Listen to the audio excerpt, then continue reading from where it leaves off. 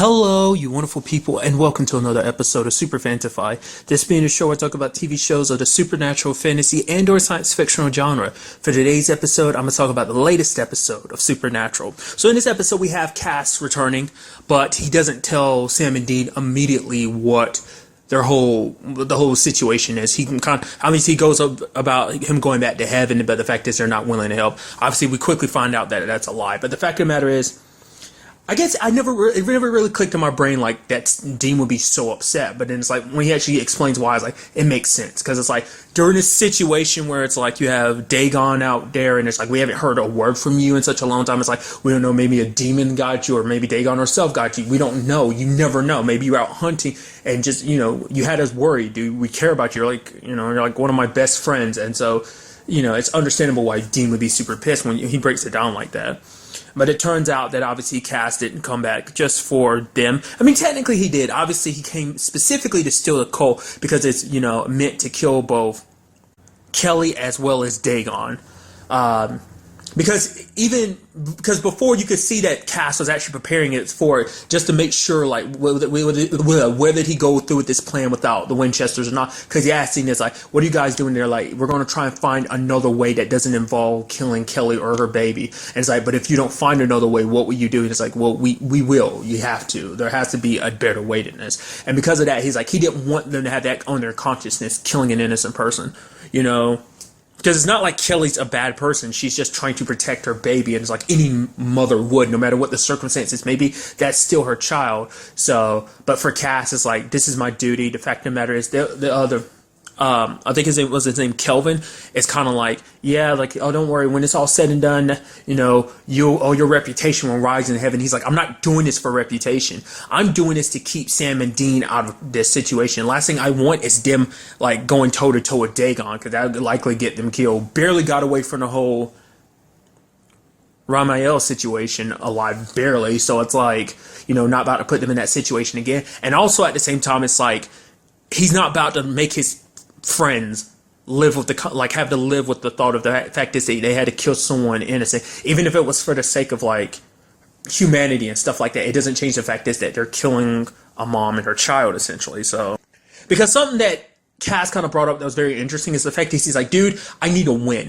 The fact of the matter is, I screwed up. Like, you guys got taken. It took me. It took me more than like months for them to find him, and it's like, I couldn't find you. I failed you there. Then I failed you in this whole situation with Kelly because she was under my watch and I let her go. And it's like, all this is me, and it's like, I needed to win. I needed to come back with a win. And like Sam and Dean are like, Dean's like, do you see us winning? Like, dude, like, that's kind of a role of things. We're kind of in the same situation too. But I think for Cass, he didn't want to disappoint them, in particular Dean. It's like Dean and them trust him so wholeheartedly. They put so much faith in him, and it's like he didn't want to screw that over because they are like family to him. So, but unfortunately, the whole Dagon situation didn't go down the way they wanted it to, because Dagon's Dagon, and she's not that easy to take down. If Cass had really stuck around and listened, he would have found out from them firsthand that like taking her down, even with the Colt in hand, not the easiest thing.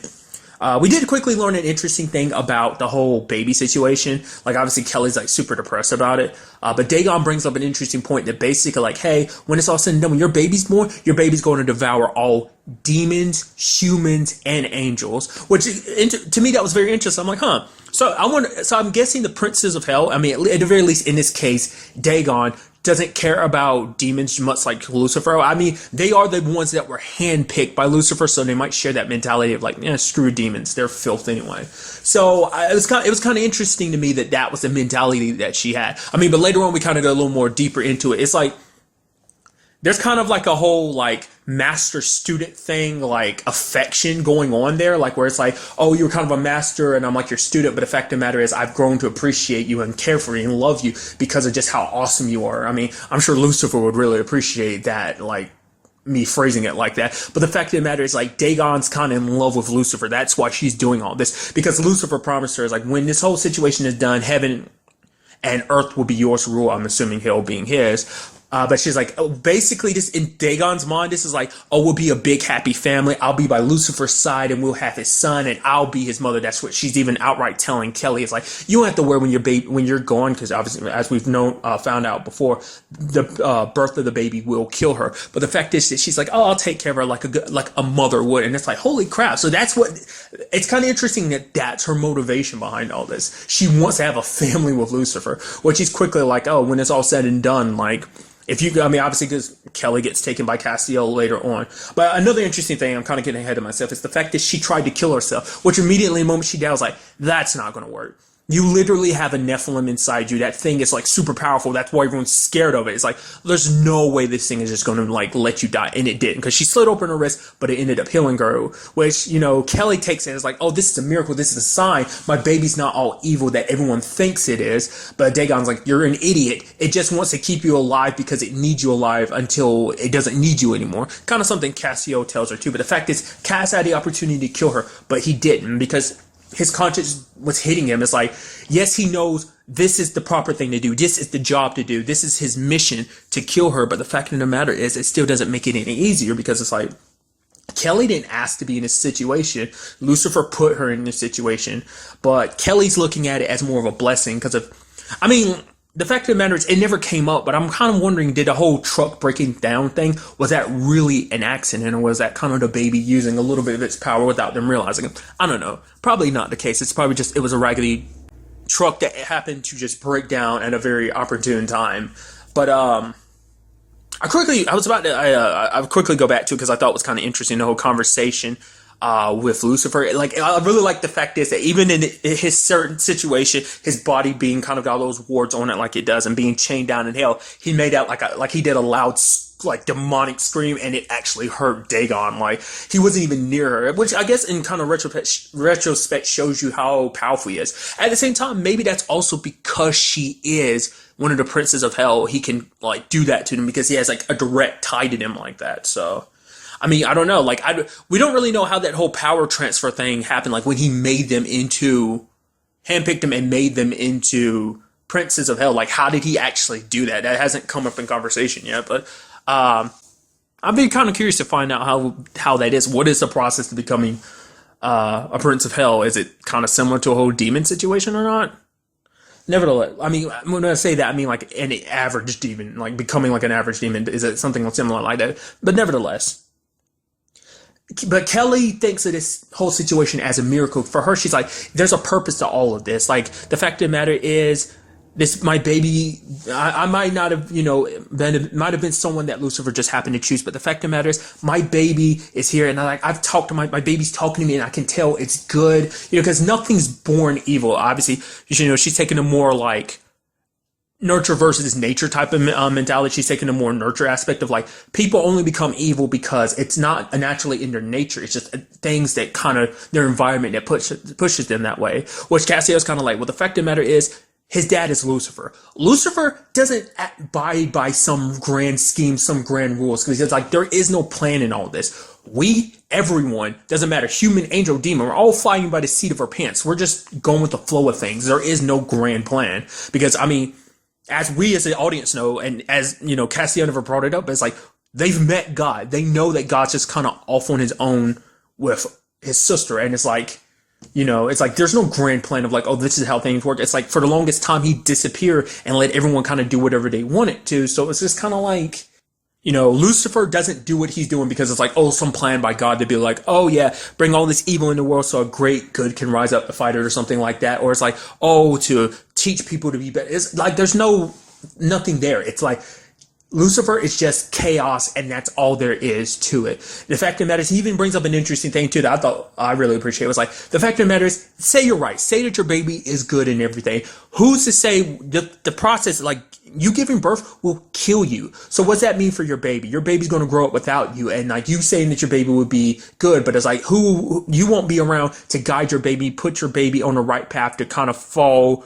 on the good side of the moral compass and everything like that. So it's like, who will look over your baby while you're gone? Well, interestingly enough, kind of tapping into the baby's power, she ends up touching Cassio's hand and ends up No, like he ends up touching her stomach and she ends up having a vision of the future. And in her mind, it immediately sparks there. It's like, yes, you will be the one that look after my baby. It's like, yeah, you might not have signed up for this. I sure as heck didn't sign up for it. But at the very least, it's like, we don't really know how things work. But the fact of the matter is the baby showed me that, hey, this is what is going to, that you are the right one for this job to keep my baby. Because Sam and Dean presented the whole opportunity as like, oh, we could always do the other route where it's like, hey, let's do what they were trying to do with him when Gadriel was inside of Sam's body and drain the grace out of the baby. That way the baby's just normal. Granted, Kelly doesn't want that. She's like, it's going to take away everything that makes my baby special. Because the fact of the matter is, I guess it's like, my baby is the way my baby is, and you shouldn't take that away from my child, what they are, because of the great good that they could do. Like, this baby can change everything, kind of turn the world upside down. That's why everyone, ranging from angels, wanting it dead. I mean, makes you wonder. I mean, granted, we know Crowley wants the child dead because it's like, that's one more powerful being that could come and try and take the throne for him. I mean, granted, as we also know, like the whole situation of like, oh yeah, consuming demons too. So it's not like they wouldn't be on the menu. It's like kind of like all around everybody is kind of a target. Which brings me to the whole Dagon situation. What would be the point of ruling hell if you kill all the demons? I guess it's like you feed most of them to the child, and then like keep some of them around as servants or something that you can kind of boss around and rule over. I mean, I don't think, what's the point of ruling if there's no one to rule over? Like I said, not unless that applies to both angels and humans, that she'll keep a few around to kind of be her slaves or something like that. Because it's like the way she makes it sound like she was going to mass extinct both demons, angels, and humans. So, but ultimately the plan was to get her to cross over to the gate, because once a human goes across the gate, their soul is immediately killed. Well, their soul is immediately removed from their body, and basically, in this case, like their being, in this case, Kelly and her baby will be scattered. So that was kind of the ultimate plan, which I was actually kind of surprised when things finally happened and Sam and Dean called up to him. Like, the car was locked and Cass was like, yo, give me the keys. I'm like, Dean, are you stupid? Why'd you get me? Oh, he's actually getting to the back seat. And I was like, oh, don't. And it's like immediately what I'm thinking, that Kelly slides over to the driver's seat and takes off. I'm like, I honestly didn't see that coming. I was thinking it was going to be Cass who like immediately thinks that, but it's like, nope, he didn't. He was content with just like, you know, he'd already kind of went behind her back already. Granted, he was saying like it's for their sake, but they're like, yo, we've been through so much. You think we need to be protected after everything we've been through? So there's that. But when the time finally came, I thought it was so interesting that finally you have Joshua popping up. It's like, I'm Joshua. And effectively, he's talking together. He's like, I know you're afraid, but you don't have to be afraid. In that instant, bam, Dagon shows up and kills him. I'm like, all this hype about you. It's like, oh man, like, oh, the mysterious Joshua. It's like, oh, he's going to help with this situation. Oh, dead the moment he literally, like, not even like 30 seconds after he shows up, he's dead already. I was like, I guess that's kind of, it's in a very dark way. That's kind of funny. It's like, man, it's always interesting when they do that. They show like a character that you think is going to be important, immediately knocks him off. There was some, really quick, I'm going on a tangent, but there was some movie like that my cousin showed me years ago. It's like some horror movie where it's kind of like a comedy horror movie where it's like every so often throughout the movie, the person that you consider the main hero of the movie gets killed, and they literally make a whole thing of it. Like, oh, that was the previous hero. Now introducing the new hero. It was like they literally pointed that out. It's like I've never seen that before, where you kill off a main character, like the main hero like that. I'm agreeing that there's plenty of stories like that, but it's like to that degree of like, yo, this is the hero. The hero's protect. Oh, the hero's not protected. The hero's dead. Oh, because you were the hero. Oh, you're not the hero because this, you know, so on and so forth. It's just, in this particular situation. I'm agreeing to when in the context of the story, it's like you're kind of a nobody. It's not like we really got to know you, but still, they made it seem like it was a big deal with the whole conversation Castle's like having, being like, oh, Joshua, like I thought he kind of left this all behind. So it's like, oh, maybe he's a pretty big wig. I mean, obviously he wasn't going to be like Metatron big wig or something like that, but nevertheless, Dagon showed up and seriously kicked some ass, even destroying the cult. I was like, oh, somebody's going to stop her at the last minute. It's like, okay, I was like, maybe Dean will make it so that the cult wasn't actually a real cult. It's like, obviously a fake. It's like, nope. She grabbed the cult and she melted it. It's like, wow. Thanks a lot, guys. You literally had the cult for like, what? 3 episodes? Technically 2 1/3? Maybe? And you've already lost the cult again. And this time permanently, because now it's gone forever. It's like, Nice job, dude. It's like, holy crap, you literally just got the Colt back and it's going like most powerful weapon out there. And it's like, what? I'm curious to find out what the hell the Men of Letter is going to do about that, because originally that was theirs. And, you know, maybe not unless they try and fix it, which I don't know if they can, but I mean, that might be one of their next stops is trying to fix that. But so Dagon's just like, wow, she's about to kill them and everything. And then, you know, you have Kelly grabbing, Cass's hand. Cass gets supercharged and he stops Dagon. Dagon's like, wait, what's going on? And then ends up killing her instantly. I was like, dude, was not expecting Dagon's story to end like that. So we are down to, I mean, technically 3 Princes of Hell, original Yellow Eyes. I always keep forgetting his name. Was it Azazel? I don't think it was it? Nevertheless, now Dagon's gone, Ramiel is gone, and obviously original Yellow Eyes, but it's like, we still have one more Prince of Hell that's out there. Granted, this Prince of Hell is probably much like Ramiel. It's like, yeah, the only one that was really interested in this whole situation about the baby was Dagon. So I'm very curious to see what the final Prince of Hell, like, thinks about this whole situation. Probably just wants to be left alone, doesn't care about Lucifer, doesn't care about his baby. But now that he's the last one, I'm wondering, is that going to make him come out of hiding or not? It's like, well, my siblings got killed. Oh, well, that was their fault for... well, I don't know if they consider themselves siblings or not. Yes, they do. Cause I forgot Ramiel referred to them as like brother and sister. So never mind. Like they did. I completely forgot about it. So, wasn't it like Asmodeus or something like that? It's the last one. I could have sworn like it's been a while, but like Ramiel had named him before. I think it was Asmodeus. So maybe not. But nevertheless, that was incredible seeing like. Side note, I since I was bringing up the Colt earlier, I wanted to talk about it, but then I quickly moved on really quickly. I love the whole situation of like, how did Cass get the Colt in the first place? It was in the safe, right? It was in the safe, right, Dean? It's like, yeah, it was underneath my pillow. It's like, really? You keep like the most powerful supernatural killing weapon in existence under your pillow? Nice job, Dean. Maybe if it wasn't for that, maybe you'd actually still have the Colt right now. But I mean, why? I mean, I apologize for being an asshole, but come on, that's, nevertheless, you know, touching the, like having that power surge through him, he saw the baby's vision and he's like, oh, I saw the future, basically what this baby, like, because before he didn't have the fate that, Kelly does, but now he does, and now he's wanting to protect the baby. Like Sam and Dean, like, are you really sure about this? And like, you know, you can't do that. We're not going to let you go. But he touches their foreheads and knocks them out. So he's apologetic about it, but it's like for him, he's like, this is what I'm supposed to do. Like before, he never really had a purpose, and now he does have a purpose again, and he has faith and he believes, and it's probably something he hasn't done in a very, very long time. So very interesting circumstances. We now have a supercharged Castiel guarding both Kelly and her baby.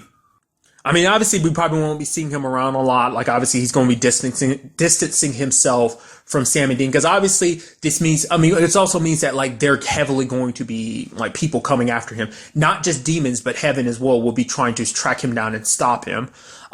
Especially, that's the thing now, too. Lucifer's last ace in the hole in this whole situation was Dagon. So, I guess it's a situation where, remember, he had that demon looking into how to fix all the wards in his bodies and stuff like that. It keeps him bound. That kind of makes him, you know, Crowley's puppy, essentially. So it's probably a situation where he's going to try and get free as soon as possible so that he can go handle this himself. So kind of something that was correlated through my mind is like, if it, like, I forgot when it was like probably like during the first half of the series. Like it had to be like, what was that, prior to like season 5 or something? I'd say half of the series, but it's like, yeah, like half of the series would be season 6 at this point. But it's like, it was like maybe season 5 before it, but within this universe, the Antichrist exists because there was a whole situation, but the Antichrist left because he was like, because it's not the whole situation of like, oh, the Antichrist is the child of Satan. It's like, in this particular world, it doesn't work like that. I forgot what the case is of what the Antichrist, I forgot like what it represents and who it really is, like amongst like what it is and stuff. And that's still a story element. To my recollection, do let me know if that's come up again. I'm pretty sure like after that one episode, it's never come up again. So,